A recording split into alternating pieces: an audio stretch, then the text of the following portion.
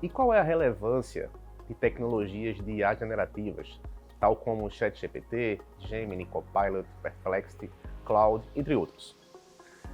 Hoje, estamos falando de um potencial de uso de ferramentas que é capaz de gerar conhecimento. Até então, antes falávamos de inteligência artificial, porque não é uma coisa de agora, tá? Nós já falávamos sobre isso há muitos anos. Tivemos o famoso e emblemático caso lá do computador Deep Blue da IBM, que conseguiu vencer uma partida de xadrez. Isso já há mais de 25 anos atrás. Já falávamos sobre reconhecimento de imagens, sobre o uso de tecnologias de inteligência artificial de uma forma mais discriminativa, capaz de reconhecer e entender padrões e até recomendar.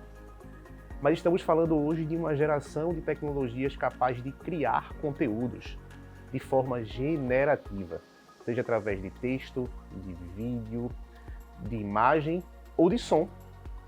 Isso nos dá um potencial enorme de aplicabilidade e, ao mesmo tempo, nos gera uma capacidade incomum de ganhos de produtividade. Talvez estejamos estimando aqui cerca de 80% a mais de produtividade. Mas afinal, o que são IA, ou inteligência artificial, ou até mesmo inteligência artificial generativa? Eu vou tentar explicar para vocês de forma muito simples. Imagina que você tem um brinquedo. E esse brinquedo ele é capaz de interagir com você. Ao mesmo tempo que você conversa, ele aprende. Ele é capaz de responder às suas perguntas. Ele é capaz de cada vez mais criar intimidade com você a partir das suas interações. Talvez ele seja capaz até de realizar algumas atividades de forma mais automática. Ou por que não recomendar? A partir do tempo a gente vai criando intimidade com esse brinquedo e esse brinquedo passa a criar, interagir com a gente de forma cada vez mais sofisticada.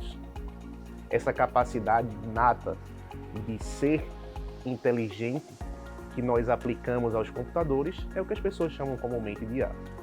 As IAs generativas são aquelas capazes de gerar conteúdo, o que até então era uma propriedade somente humana.